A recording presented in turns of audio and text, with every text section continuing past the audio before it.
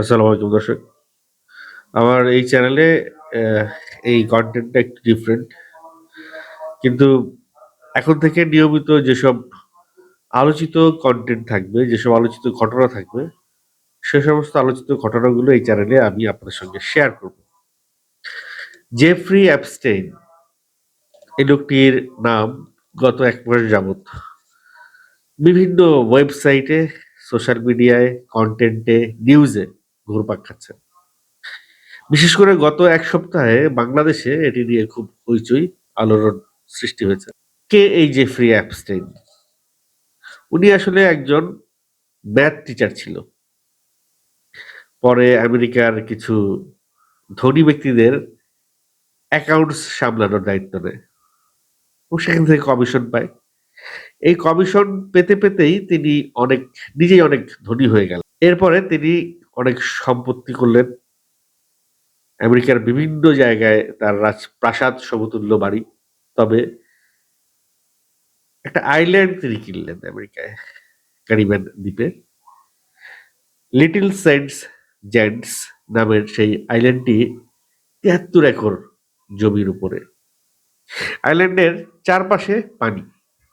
এই আইল্যান্ড থেকে বেরোনো এবং ঢোকার দুটি মাত্র পথ, এক নৌপথ আর এক হচ্ছে আকাশপথ। পার্সোনাল হেলিপ্যাড সেখানে আছে। অ্যাপস্টেইনের সেই আইল্যান্ডে অ্যাপস্টেইন দাওয়াত দিত বিশ্বের সবচাইতে পাওয়ারফুল ব্যক্তিদেরকে। কেন দাওয়াত দিত? দেখেন, অ্যাপস্টেইনের টার্গেট কি? অ্যাপস্টেইনের টার্গেট হচ্ছে বিভিন্ন ধনী ব্যক্তিদের অ্যাকাউন্টস সামলানো। তো সেই ধনী ব্যক্তিদের সঙ্গে তার কি করতে হবে? বন্ধুত্ব করতে হবে। তাইলে অন্য ধনী ব্যক্তিদের অ্যাকাউন্টসও সে সামলাইতে পারবে। এখন আমাদের দেশে দেখবেন যে বিভিন্ন ওষুধ কোম্পানি, স্কয়ার, মেক্সিমকো, আরো যারা আছে, তাদের রিপ্রেজেন্টেটিভ আছে। নতুন নতুন যখন তারা ওষুধ বের করে, সেই ওষুধগুলো ডক্টরদেরকে প্রেসক্রাইব করতে বলে তারা। ডক্টরদের কাছে নিয়ে যায় ওষুধের ক্যাটালগ, ওষুধ। কিন্তু ডক্টররা যখন সেই ওষুধ প্রেসক্রাইব করে না, তখন কিন্তু তারা বিপাকে পড়ে। এত টাকা ব্যয় করে তারা ওষুধ উৎপাদন করছে, সেটি যদি বিক্রি না হয় তাহলে বিশাল লস। তো সেই লস রিকভার করার জন্য তারা ডক্টরদেরকে কিছু ঘুষ দেয়, কাউকে ফ্ল্যাট দেয়। বড় বড় ডক্টর যাদের ওষুধ, মানে একজন যাদের এরকম একজন ডক্টর যে ওষুধ লিখবে, সেই ওষুধ ছড়াই যাবে যে ওই ডক্টর ওষুধ দিছে, সেরকম ডক্টর হইলে ফ্ল্যাট দিবে। তারপরে স্টেপ বাই স্টেপ বিভিন্ন ডক্টরদের বিভিন্ন পুরস্কার আছে, এই ঘুষ আছে। ইভেন বাসার বাথরুমের টাওয়াল পর্যন্ত তারা দেয়। হ্যাঁ, ওয়াশরুমের যে টাওয়াল ইউজ করবে, সেই টাওয়াল পর্যন্ত তারা গিফট হিসেবে দেয়। ঘড়ি থেকে শুরু করে, সাবান থেকে শুরু করে অনেক কিছু দেয়। Perfume, belt, money bag, showpiece. এগুলো আবার যে যারা ডাক্তাররা তো এই মানে সবকিছু আর ব্যবহার করে না। তো এই জিনিসগুলা ডাক্তাররা আবার সেল করে দেয়। ওদেরকে ওদের ওগুলো আবার সেল করে নিয়ে আসার কিছু লোক আছে, কিনে নিয়ে আসার। কম দামে বিক্রি করে দেয়। সেইগুলো আবার নীলক্ষেতে, ফুটপাতে সেগুলো পাওয়া যায়। আপনারা যদি সেই লোকদেরকে জিজ্ঞেস করেন যে ভাই এই জিনিস কই পাইলেন? তখন তারা বলবে যেগুলো ডাক্তারদের আইটেম। অথবা ডাক্তারদের আইটেম কোথায় বিক্রি হয় নীলক্ষেতে যেয়ে জিজ্ঞেস করলে আপনাদেরকে দেখাই দিবে। তো এই উদাহরণটা এই কারণে দিলাম যে এই অ্যাপস্টেইন এই ধনীদেরকে আয়ত্ত করবার জন্যে, তাদেরকে নিজের কন্ট্রোলে আনবার জন্যে, তাদের অর্থ সম্পত্তি দেখভাল করার দায়িত্বটা পাওয়ার জন্য ওদেরকে দাওয়াত দেয় এদের আইল্যান্ডে। এখন অ্যাপস্টেনের দাওয়াত ওই ধনী ব্যক্তিরা কেন গ্রহণ করবে? সেই ধনী ব্যক্তি, পাওয়ারফুল ব্যক্তিদের মধ্যে ধরেন Michael Jackson, Bill Clinton, Trump, Elon Musk, even অনেক বিজ্ঞানীও ছিল। এই সমস্ত নাম বলতে আমার একটু কষ্ট হচ্ছে যে রাজনীতিবিদ পর্যন্ত ঠিক আছে, এদের কোনো নীতি নাই, কিন্তু বিজ্ঞানী, শিক্ষক, শিল্পী এরা কিভাবে অ্যাবস্টেনের নিমন্ত্রণে যায়? অ্যাবস্টেনের নিমন্ত্রণের প্রধান আকর্ষণ কি জানেন? অ্যাবস্টেনের নিমন্ত্রণের প্রধান আকর্ষণ হচ্ছে অপ্রাপ্ত বয়স্ক মেয়েদের সঙ্গে শারীরিক সম্পর্ক স্থাপন করার অবাধ সুযোগ। অ্যাবস্টেন তার ওই দ্বীপে পৃথিবীর বিভিন্ন রাষ্ট্র থেকে এই সমস্ত মেয়েদেরকে নিয়ে অপ্রাপ্তবয়স্ক মেয়েদেরকে ট্রাফিকিং করে তার দ্বীপে নিয়ে যেত। ইভেন তার দ্বীপ থেকে যেহেতু বের হওয়ার কোনো পথ ছিল না, সাঁতার কেটে একটা মেয়ে বের হতে চেয়েছিল। পরে তাকে বের হইতে তো দেয়া হয়ই নাই, তাকে আবার আটক করে তার পাসপোর্ট সব জব্দ করে নেওয়া হয়, যে আর কোনোদিন সে ওখান থেকে যাইতেই পারবে না। এইখানে এমনও ঘটনা শোনা যাচ্ছে যে, আচ্ছা কি কি ঘটনা ঘটছে সেইটার লিস্টে পরে আসি। সেই ঘটনায় এর আগে কিছু গল্প আছে। আর একটা গল্প বলতে হয় এটার সঙ্গে, এই কথাগুলো বলতে গেলে, যে ধরেন আপনার কাছে আপনার প্রয়োজনের বাইরে অনেক টাকা আছে, আপনি কি করবেন? আমরা ইদানিং দেখি প্রয়োজনের বাইরে যাদের অনেক টাকা আছে তারা দেখি যে দান খয়রাত শুরু করেন এবং সেটি ভিডিও করেন, সোশ্যাল মিডিয়ায় প্রকাশ করেন। এটা তাদের কাছে ভালো লাগে। ফেসবুক থেকে, ইউটিউব থেকে অনেক টাকা কামাই করছে। সেই টাকাগুলো তারা গরিব মানুষের মধ্যে বিলায় দিচ্ছে। আবার সেইটা দেখে তাদেরকে অনেকে টাকা দিচ্ছে। আবার সেই টাকা তারা আবার গরিব মানুষদের মধ্যে বিলায় দিচ্ছে। এটা খুব ভালো একটা জায়গা আছে। এটা একটা দিক। কিন্তু যারা অনেক টাকা পয়সা পেয়ে এই কাজ না করে অন্য কোনো কাজে নিমত্ত হয়, সেগুলো কি? হয় ভালো কাজ করবে, নয় খারাপ কাজ করবে। ২ টা। তো খারাপ কাজ কি হইতে পারে? এই খারাপ কাজের লিমিট কতটুকু হইতে পারে? কোন লেভেলে যাইতে পারে? একবার চিন্তা করেন।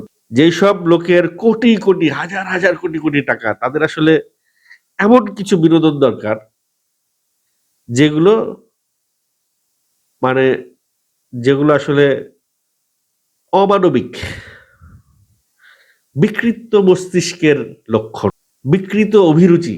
সেইটার একটা হচ্ছে এই যে অপ্রাপ্তবয়স্ক মেয়েদের সঙ্গে শারীরিক সম্পর্ক স্থাপন। অ্যাবস্টেইন এদেরকে যে দাওয়াত দিত, দাওয়াত দিয়ে অ্যাবস্টেইন আবার খুব ধুরন্ধর। সে সবকিছু রেকর্ড করে রাখতো, প্রমাণ রেখে দিত। নাইলে ওই যে বললাম না যে তাদের অর্থ সম্পত্তির দায়িত্ব যেন তার কাছে আসে, সে তার সবগুলো পথ একবার যদি তার দাওয়াতে ওইখানে ঢুকে, তাইলে সেই ব্যক্তি তার সদস্য হয়ে গেল, তার সেই ব্যক্তির সকল অর্থ সম্পত্তি সে দেখভাল করবে, সেখান থেকে সে মোটা মোটা কমিশন খাবে। এছাড়াও ইসরায়েলের মোসাদ অ্যাবস্টেনকে নিয়ন্ত্রণ করত। অর্থাৎ এই সমস্ত ক্ষমতাধর ব্যক্তিদের গোপন সংবাদ যেহেতু তার অ্যাবস্টেনের কাছে আছে, সো অ্যাবস্টেন তাদেরকে ব্ল্যাকমেইল করার সুযোগ ছিল। করেছে কিনা যায় না, বা এরকম কোনো সংবাদ পাওয়া যায় না, বাট সুযোগ ছিল। তো একটা মেয়ে এই অ্যাবস্টেনের এখান থেকে বের হইতে সক্ষম হয়েছিল, বা বের হওয়ার পরে অনেকদিন পরে সে মুখ খুলছে এবং সে পুলিশের কাছে অভিযোগ করছে। এফবিআই তার অভিযোগ আমলে নিয়ে অ্যাবস্টেনের সেই আইল্যান্ড সার্চ করছে এবং সার্চ করে অনেক আপত্তিকর জিনিস পাইছে। অ্যাবস্টেনকে অ্যারেস্ট করছে, 18 মাসের সাজা দিছে। কিন্তু হাস্যকর হলেও সত্য, সাজাটা এমন, সে রাতের বেলা জেলে থাকবে আর দিনের বেলা অফিস করবে। মানে সে তার ইচ্ছে মতো জেল খাটবে। এবং 13 মাস পরে তাকে সম্পূর্ণ খারিজ করে দেওয়া হয়। ওই অ্যাবস্টেনের উকিল ওই মেয়েটার উকিলদের সঙ্গে গোপনে আতাত করে টাকা পয়সা দিয়ে সব দফা-রফা করে ফেলে। এতে অ্যাবস্টেনের ভাব আরো বেড়ে যায়। সে তখন মনে করে ভাই তারে তো আর ধরা-ছোঁয়ার কেউ নাই। সে নিজেই এগুলো বলা শুরু করে, আমি তো সব টাকা দিয়ে কিনে ফেলছি। অ্যাবস্টেনের এই জায়গাটাতে আমার একটা গল্প মনে পড়লো, যে রিসেন্ট একটা ঘটনা। আমাদের এলাকায় এক ব্যক্তি, ওইখানে একটা নদী আছে, আওয়ামী লীগের এক আত্মীয়, সে ওই নদী খননের কাজ পাইছে আওয়ামী লীগের সময়। তো নদী খননের কাজ পেয়ে সে কিছুটা নদী খনন করছে, করার পরে আর কাজ করে নাই।